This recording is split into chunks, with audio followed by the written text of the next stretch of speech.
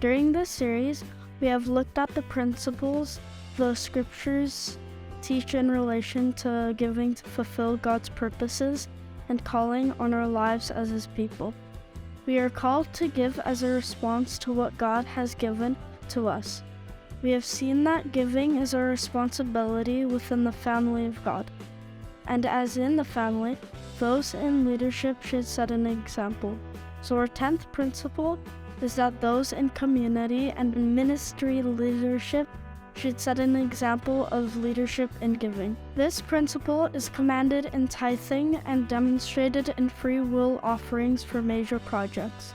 The tithe was and remains God's means of providing for the work of ministry within the church and the support of those He has called to ministry. At the same time, those whose livelihoods come from the tithe are themselves called to tithe. Just as the people of Israel are called to bring the first fruit of their labor to the Lord, giving Him our first and best, so those who lead in ministry are called to do the same, as we see in Numbers 18. This principle of leadership by example is noted repeatedly by Paul in different contexts. We also see this principle applied more broadly to those in all kinds of leadership in the building of the Solomon's temple. Solomon's father, King David, had a desire to build a temple to God in Jerusalem. But God told him through the prophet Nathan that this work would be carried out by one coming after him, pointing not just to the building of a physical temple, but to a spiritual house for His people, an eternal kingdom that will last forever. The work of temporal and spiritual leadership, of setting an example in every aspect of God's work, go together both in the home and in the church. We see an example of this principle in David's life and that people of the Israel. 1 Chronicles 29 speaks of David's preparations for the building of what later became known as Solomon's Temple.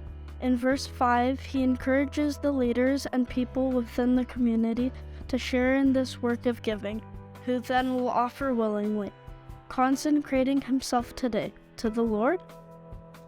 The Hebrew phrase used here speaks of coming alongside with a full hand, of giving oneself for a particular work, and the response in this passage came not just from David or his immediate counselors, but from those who hold any kind of leadership role, whether large or small within the community.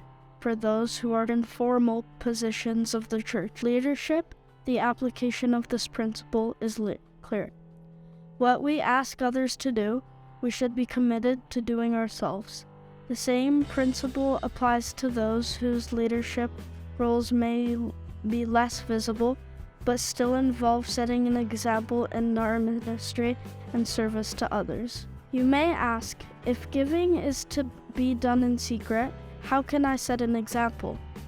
The answer is by letting yourself be counted in your life commitment before the Lord shared in the privacy of the offering.